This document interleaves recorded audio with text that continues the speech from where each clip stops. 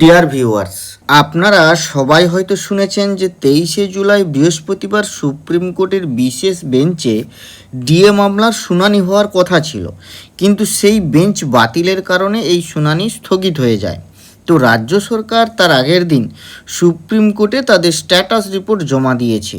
মানে সুপ্রিম কোর্টের রায়ের ফলে যে ইন্দু মালহোত্রার কমিটি গঠিত হয়েছিল, যা রাজ্য সরকারের সাথে পরামর্শ করে তারা একটা স্ট্যাটাস রিপোর্ট তৈরি করবে এবং সেই স্ট্যাটাস রিপোর্ট কিন্তু সময়ে সময়ে রাজ্য সরকার জমা করেছে এবং তাদের যে রিসেন্ট যে স্ট্যাটাস রিপোর্টটি সেটি হচ্ছে এই 22শে জুলাই তারা সাবমিট করেছে। তো আজকে আমরা জানবো সরকার তাদের এই স্ট্যাটাস রিপোর্টে আদপেই সুপ্রিম কোর্টকে কি জানিয়েছে। বিশেষত সমস্ত গ্র্যান্টিনেড কর্মচারী যাদের দাবিটি কিন্তু এখনও দীর্ঘ প্রতীক্ষিত, তারা কিন্তু একেবারেই এই বকেয়া ডিএর কোনো প্রকার সুবিধা পাননি। তো এ ব্যাপারে শুরু থেকেই যেভাবে ভেদাভেদের ভিত গড়ে দেওয়া হয়েছে, তাতে এখনও কিন্তু কেউ জল ঢালতে পারেননি বা জল ঢালেননি। কিন্তু আজকে আপনাদের এমন কিছু তথ্য দেব যাতে করে আপনারা অন্তত এটুকু নিশ্চিত হতে পারবেন যে কোনো না কোনো একদিন নিশ্চিতই বকেয়া ডিএর টাকাটা আপনারা হাতে পাবেনই পাবেন। তো চলুন প্রথমে জেনে নিই সরকার সুপ্রিম কোর্টকে কি জানিয়েছে, তারপর আসছি গ্র্যান্টিনেড কর্মচারীদের বকেয়া ডিএর ব্যাপারটা নিয়ে। প্রথমত রাজ্য সরকার কোর্টে যেটি জানিয়েছে সেটি হলো যে তারা বকেয়া ডিএর পুরোটা দিতে পারবেন না, তারা 85% টাকা কর্মীদের মিটিয়ে দেবেন। কিন্তু রাজ্যের মাথার উপরে বিপুল আর্থিক বোঝা থাকার কারণে তারা পুরোটা দিতে পারবেন না। বাকি যে এই 15% তা সুপ্রিম কোর্টের কাছে তারা প্রেয়ার করেছেন যে এটা মুকুব করে দেওয়া হোক।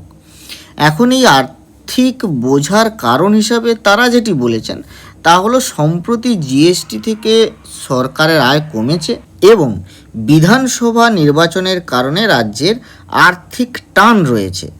যাই হোক, বাকি যে এই 85% টাকা তারা 4টি কিস্তিতে দেবেন। কীরকম? কর্মীরা তো 2016 থেকে 2019 পর্যন্ত টাকা পেয়েছেন, বাকি টাকা 3টি কিস্তিতে, তার মধ্যে দ্বিতীয় কিস্তির টাকা পাবেন 2027 সালের জানুয়ারি মাসে, তৃতীয় কিস্তির টাকা পাবেন 2027 সালের জুলাই মাসে এবং শেষ মানে চতুর্থ কিস্তির টাকা পাবেন 2028 সালের জানুয়ারি মাসে। এইভাবে একটা স্কিমা কিন্তু সুপ্রিম কোর্টে সরকার জমা করেছে। এখানে বলে রাখি, রাজ্য সরকার প্রথমেই যে সরকারি কর্মচারীদের অ্যাকাউন্টে মানে জিপিএফ অ্যাকাউন্টে আর বাকি গ্রুপ ডি কর্মচারীদের তাদের ক্যাশে দিয়েছে। তো এই যে 16 থেকে 19 পর্যন্ত যে টাকাটা মিটিয়েছে সেখানে কিন্তু তারা 100% এআইসিপিআই অনুযায়ী দেয়নি, যেটুকু জানা গেছে। তো কিন্তু রাজ্য সরকার মানে স্বীকার করেছে যে তারা 100% এআইসিপিআই অনুযায়ী দেবে।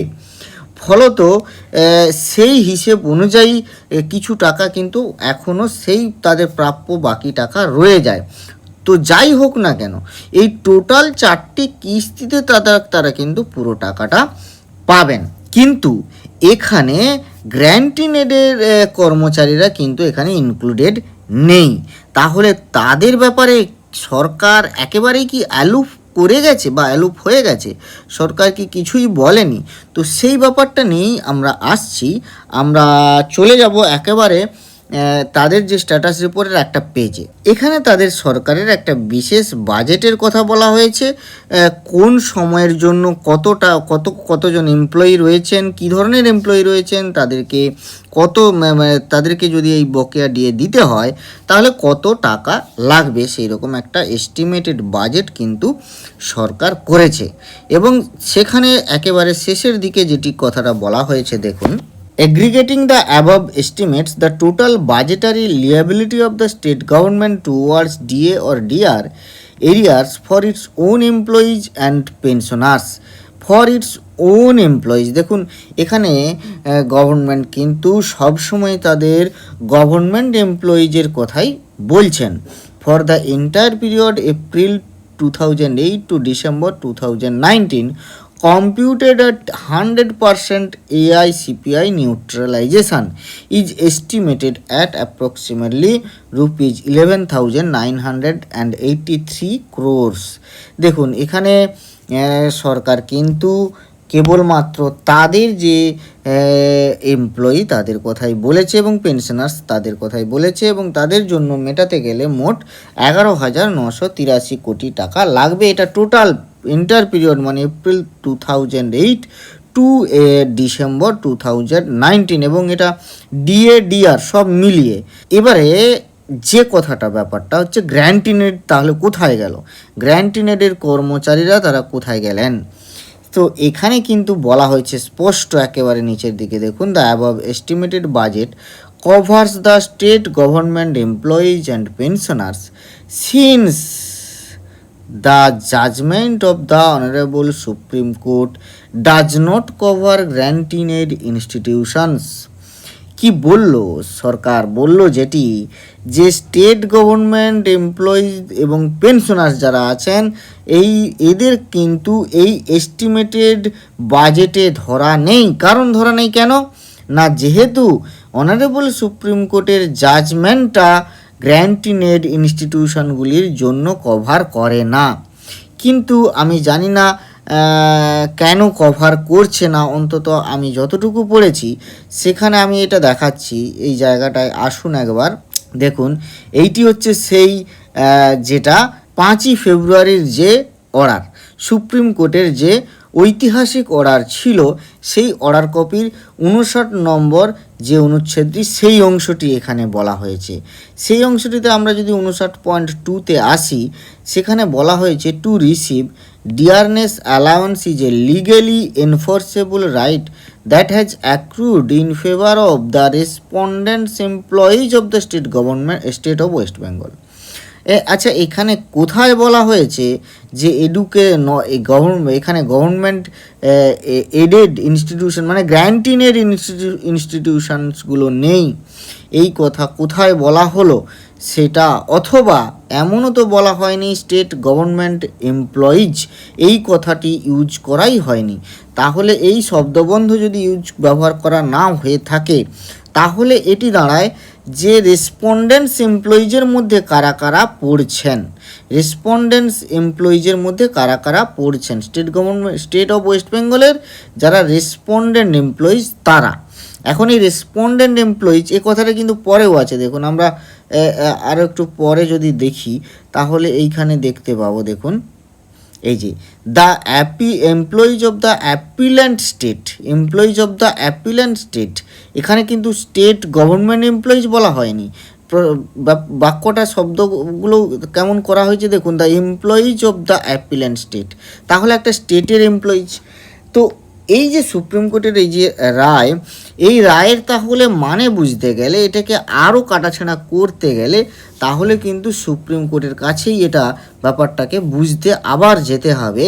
কারণ তারা কি বোঝাতে চেয়েছেন, রেসপন্ডেন্ট এমপ্লয়িজ, নতুবা আমরা কিন্তু আরও একটু ভালো করে দেখতে চাইলে আমরা দেখে নিতে পারবো এখানে রেসপন্ডেন্টস কারা ছিলেন, সেই রেসপন্ডেন্টসের মধ্য থেকেই কিন্তু খুঁজতে হবে, কারণ তারাই কিন্তু এখানে আসল কারিগর। সেখানে যদি এডেড গ্র্যান্টিনেডেড ইনস্টিটিউশনস থেকে থাকে তাদের কোনো প্রতিনিধি থেকে থাকে, রেসপন্ডেন্ট থাকে, তাহলে কিন্তু এইটা কিভাবে সরকার এটা বলল তাদের এই স্ট্যাটাস রিপোর্টে যে does not cover grant in aid institutions.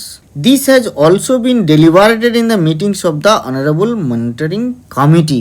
দেখুন এই কথাটা বারবার বলছিলাম আমিও যে কমিটি কি কোনো স্টেপ নিচ্ছে না, বা কমিটি কি জিজ্ঞাসা করছে না যে এখানে গ্র্যান্টিনেড ইনস্টিটিউশন ধরা হয়েছে কি না। কারণ কমিটির কাছে ইতিমধ্যেই এই তরফ থেকে কিন্তু খবর দেওয়া হয়েছে, বিভিন্ন শিক্ষক সংগঠনের তরফ থেকে কিন্তু খবর দেওয়া হয়েছে।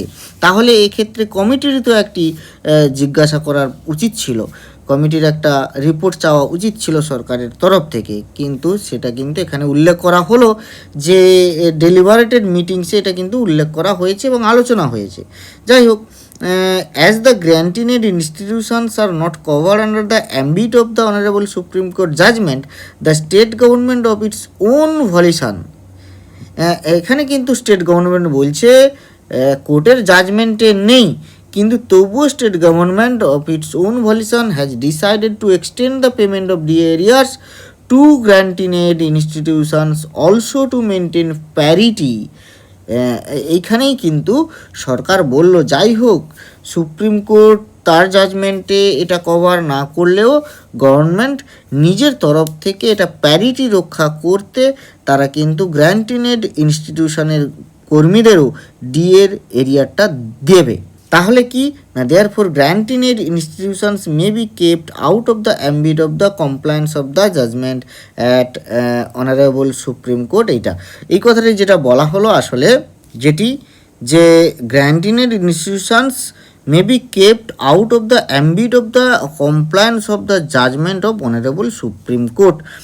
তারা মানে অনারেবল সুপ্রিম কোর্টের জাজমেন্টের কমপ্লায়েন্সের যে এরিয়া, কমপ্লায়েন্সের যে ক্ষেত্র, সেখান থেকে তারা কিন্তু আউট থাকছেন। তো এই ব্যাপারটা এটাই যে তাদেরকে দেওয়া হবে, অতএব তাদের চিন্তা করার কোনো কারণ নেই। কিন্তু আমার ওই মূল যে প্রশ্ন সেটি রয়ে গেল এখানেই, যে এটা কি করে হলো সুপ্রিম কোর্টের জাজমেন্টের বাইরে। তো যাই হোক, আপনারা বিচার করুন, চিন্তাভাবনা আপনাদের। তো আজ এই পর্যন্তই। ভালো থাকবেন, সুস্থ থাকবেন, ধন্যবাদ।